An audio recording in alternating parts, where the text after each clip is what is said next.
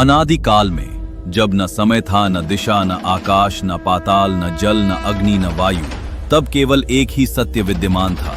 वो था परब्रह्म, जो निराकार, निर्गुण, अनंत और अचिंत्य है।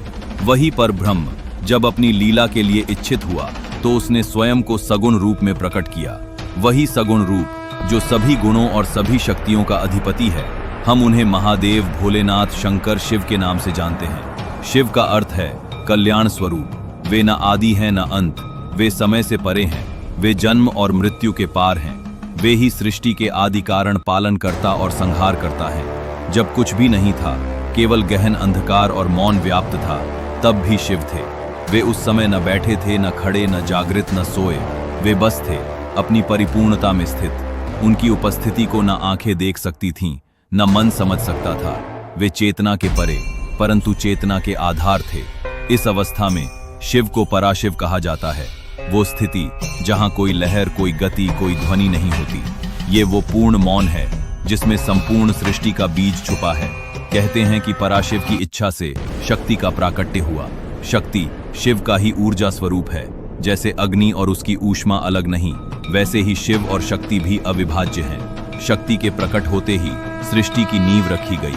पहले काल का उदय हुआ, समय की धारा, फिर उत्पन्न हुई दिशाएं, फिर आकाश और उसकी अनंत शून्यता। इसी आकाश से वायु उत्पन्न हुई, वायु से अग्नि, अग्नि से जल और जल से पृथ्वी। ये पंच महाभूत ही आगे चलकर स्थूल जगत के आधार बने। जब शिव ने सृष्टि का संकल्प किया तो उन्होंने सदाशिव रूप धारण किया। सदाशिव के 5 मुख थे।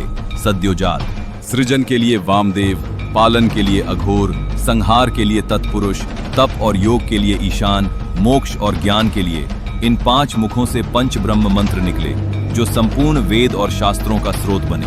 सदाशिव के आदेश से शक्ति ने ब्रह्मा और विष्णु को उत्पन्न किया। विष्णु को पालन का कार्य सौंपा गया और ब्रह्मा को सृष्टि रचना का। परंतु उस समय तक कोई स्थूल जगत नहीं था, केवल संभावनाओं का महासागर था। शिव पुराण कहता है कि ब्रह्मा और विष्णु ने अपने कार्य को समझने के लिए शिव की आराधना की। वे सहस्त्रों वर्षों तक योग में लीन रहे, जब तक कि शिव ने उन्हें दर्शन नहीं दिए। एक समय ऐसा आया जब ब्रह्मा और विष्णु में यह विवाद हुआ कि उनमें से कौन श्रेष्ठ है।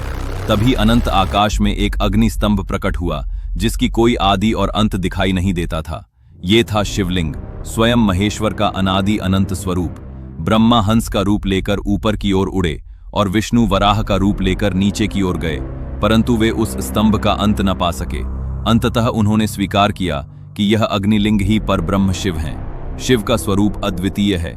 उनके जटाओं में गंगा प्रवाहित होती हैं। उनके मस्तक पर अर्धचंद्र सुशोभित है, गले में सर्पमाला है, शरीर पर भस्म का लेप है और वे व्याघ्र चर्म धारण करते हैं। वे कैलाश पर्वत पर ध्यान मग्न रहते हैं, परंतु एक ही समय में संपूर्ण जगत में व्याप्त हैं। उनके तीसरे नेत्र से प्रलयाग्नि प्रकट होती है, जो अधर्म का नाश करती है।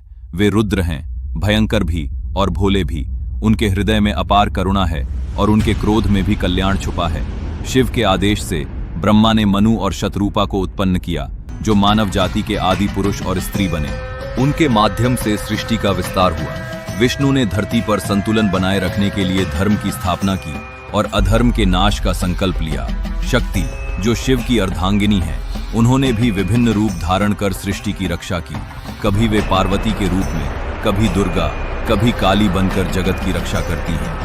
शिव पुराण इस प्रथम अध्याय में ये संदेश देता है कि शिव केवल एक देवता नहीं, बल्कि सत्य हैं, जो सब में हैं, सबके पार हैं। वे शून्य भी हैं और पूर्ण भी। उनकी आराधना केवल मंत्र जप या पूजा तक सीमित नहीं, बल्कि सत्य, अहिंसा, करुणा और त्याग के मार्ग पर चलना ही शिव की उपासना है।